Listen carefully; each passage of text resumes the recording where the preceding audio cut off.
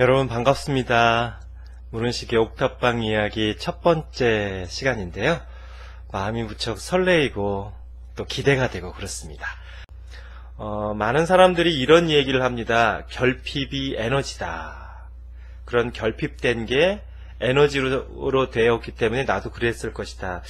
그런데 가만히 생각해보면 꼭 그렇지는 않습니다. 보통 사람들은요, 결핍을 겪으면 그 결핍이 주로 한, 원망, 열등감, 집착, 상처, 오기로 남습니다. 결핍이 에너지가 되려면 거기에 반드시 한 가지가 더해져야 되는데요. 그게 소망입니다. 결핍은 소망으로 성장할 때 에너지가 됩니다. 그래서 제가 꼭 강조하고 싶은 오늘의 메시지는 그렇습니다. 모든 변화의 시작은 작은 소망이라는 거죠. 저는 그런 어렸을 때에 아주 존재감 없고 내성적이고 자기 이야기 할 줄 모르는 그런 아이였습니다. 그러면서 마음속에 이런 작은 소망이 생긴 거예요. 나도 다른 아이들처럼 말 좀 잘했으면 좋겠다. 나도 노래 좀 잘 불렀으면 좋겠다. 이렇게 생각을 한 거죠. 내가 무엇이 부족한지를 생각하기보다 내가 정말 원하는 거, 그게 비록 다른 사람이 볼 때는 보잘것없고 소박하지만 나에게는 굉장히 절실한 거였거든요. 그게 소망이에요. 근데 많은 사람들은 자신이 무엇이 부족한지에 집중합니다. 나는 왜 이렇게 숫기가 없어? 나는 바본가 봐. 나는 왜 이렇게 말을 못하는 거야? 나는 왜 이렇게 가난한 거야? 나는 왜 이렇게 멍청한 거야? 나는 왜 이렇게 공부를 못하는 거야? 그게 바로 결핍에 사로잡힌 그런 인생이 되죠. 저는 어찌된 연고인지는 확실하게 잘 모르겠지만 그런 결핍에 집중하기보다 그 속에서 소망을 키웠습니다. 근데 그 소망이 아주 작고 소박한 것이었어요. 나도 좀 말을 좀 잘하고 싶다. 나도 좀 자신 있게 살고 싶다. 나도 좀 남들 앞에서 당당하고 싶다. 이런 소망이었고 그런 소망은 정말 제가 원하는 것이었습니다.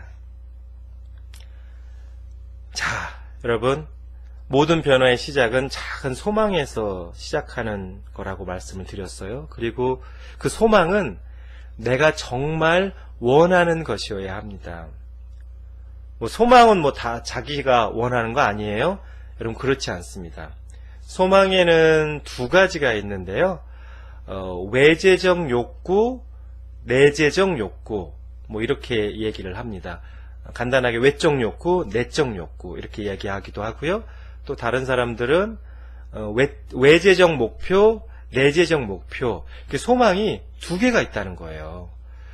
여러분들 와튼스쿨이라고 미국에 있는 가장 유명한 경영학 대학원이 있는데요. 그 와튼스쿨의 그 MBA 과정에 딱 들어가면 가장 먼저 하는 게 뭐냐면 내가 지금 품고 있는 소망, 내가 가지고 있는 꿈, 목표가 외적 욕구냐 내적 욕구냐, 외재적 목표냐 내재적 목표냐, 이것을 분간하는 것을 그 1년 동안 합니다. 굉장히 중요하기 때문에 그래요. 소망이라고 다 소망이 아니고 내가 정말 원하는 게 진짜 소망인데, 외적 욕구는 이런 겁니다. 남들이 나에게 심어준, 또 남들이 원하는 그런 소망과 목표예요. 제가 상담했던 사례인데요. 이분은 현직 의사입니다. 왜냐하면 형제들이 다 의대를 나와서 유명한 의사예요. 그 집안이 거의 수재 집안입니다. 그래서 어려서부터 그냥 너는 당연히 의사가 되어야 할 사람, 그러니 공부를 열심히 해야 되고 당연히 의대를 가야 돼, 다 그렇게 생각을 했다는 거예요. 그래서 본인도 그게 자신의 그냥 꿈이 되어버린 거죠. 이게 외적 욕구입니다. 외재적 목표라고 할 수 있죠. 다른 사람에 의해서 학습되거나 주입된 꿈 또는 목표. 그래서 이제 당연히 이제 공부 열심히 해서 의대 들어가서 의사가 됐는데 이게 행복하지 않은 거예요. 아주 심각한 우울증에 걸렸습니다. 그래서 저하고 이렇게 쭉 검사도 해보고 상담도 해보니까 이분이 원래 꿈꾸었던 꿈은 소설가입니다. 어려서부터 추리소설을 정말 좋아해서 그 소설에 빠져서 살았거든요. 근데 이제 그게 쉽게 말하자면 내적 욕구라고 볼 수 있죠. 내재적 목표. 자신이 정말 소망했던 꿈. 근데 그것을 내려놓고 주변으로부터 강요받거나 주입됐던 그런 꿈을 쫓다 보니까 이게 정말 마음의 만족과 행복이 사라진 거죠. 그래서 이제 고민해서 이제 저를 찾아와서 이제 깊게 상담했던 그런 사례입니다. 소망은 굉장히 중요하고 모든 변화의 출발은 작은 소망에서 비롯되는데 그 소망에 두 가지가 있다는 걸 기억하셔야 돼요. 외적 욕구, 내적 욕구. 그래서 내가 지금 품고 있는 소망이 내가 정말 원하는 것인지 나의 소망인지를 가만히 마음속에 노크를 해서 들여다보는 게 굉장히 중요합니다. 그런데 사람들은요, 그런 소망을 품지 못하는 경우가 굉장히 많아요. 그거 꿈 꾸면 쌀이 나옵니까? 밥이 나옵니까? 사실 꿈을 꾸면 쌀도 나오고 밥이 나오는데요. 많은 분들은 그렇게 생각하지 않습니다. 일단 사는 것 자체가 힘겹고 하루하루 이렇게 버티면서 살아가시는 분들은 마음속에 소망을 품는 것이 그렇게 쉽지가 않죠. 소망을 품는 게 어려운 이유는 자신이 경험한 것을 나라고 인식하기 때문입니다. 대부분의 사람들은 경험을 통해서 자아를 만드는데요. 그러면서 자기 경험 속에 갇히게 됩니다. 여러분, 같은 생각을 3번 이상 하면 그게 관념이 되는 거예요. 그리고 그 관념을 일주일, 한 달 이렇게 오래 하면 그게 믿음이 됩니다. 저 같은 경우도 학교에서 그렇게 여러 번 오줌을 싸고 그냥 친구들을 괴롭히는 한강을 만들었잖아요. 테러를 한 거죠. 근데 그 경험 속에서 그래 나는 오줌 싸개야, 선생님한테 화장실 보내달라는 말도 못하는 바보야, 병신이야, 이런 생각을 여러 번 하면 그게 관념이 되고 그 관념이 쭉 지속되면 그게 믿음이라는 겁니다. 그리고 그런 믿음이 형성이 되면 누구나 그 믿음 안에 갇힙니다. 여러분, 코끼리를 어떻게 조련을 하고 이렇게 단련을 하냐면 그 조련사들이 이렇게 한다고 해요. 저도 이제 들은 얘기인데요.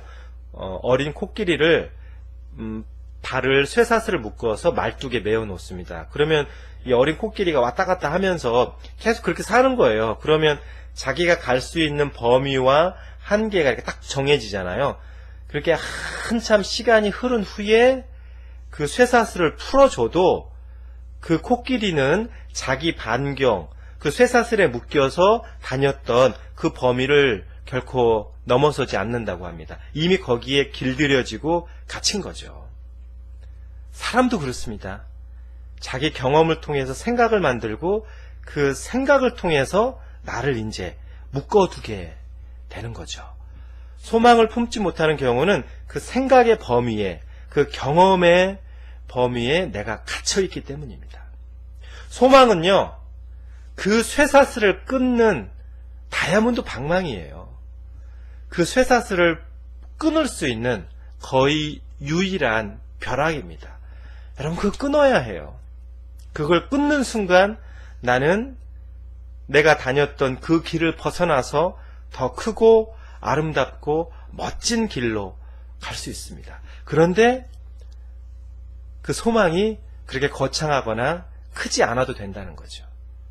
진실하고 뜨거우면 됩니다. 나도 남들 앞에서 정말 제대로 말하고 싶어 라는 그 한 생각을 놓지 않고 여러 번 하게 되면 그 소망이 뜨거워집니다. 그걸 열망이라고 합니다. 내가 원하지 않는 것을 바라는 게 아니라 내가 정말 원하는 거, 나는 왜 이렇게 수줍고 답답할까? 그 생각을 돌려서 나도 당당하게 누군가에게 내 이야기를 자신 있게 하고 싶다라는 소박한 소망, 그리고 그 소망이 조금씩 뜨거워지면 열망이 됩니다. 여러분, 아무리 작은 소망을 품을지라도 그 소망 속에 내 인생 전체가 들어있어요. 그리고 중요한 것은요, 내가 어떤 것이든지 진실한 나의 소망을 딱 마음속으로 품는 순간 우주가 나를 딱 바라봅니다. 너 소망을 품었어? 그거 정말 네가 원하는 거야? 진실한 너의 소망이야? 아, 그래? 그럼 내가 도와줘야지. 라고 그때부터 우주가 나를 도와줄 준비를 합니다. 여러분, 모든 변화의 시작은 진실하고 소박한 작은 소망에서 출발합니다. 오늘의 메시지를 꼭 기억해 주셨으면 좋겠어요. 오늘은 여기까지입니다. 네, 또 만나고요. 당신의 인생은 행복하고 성공합니다. 감사합니다.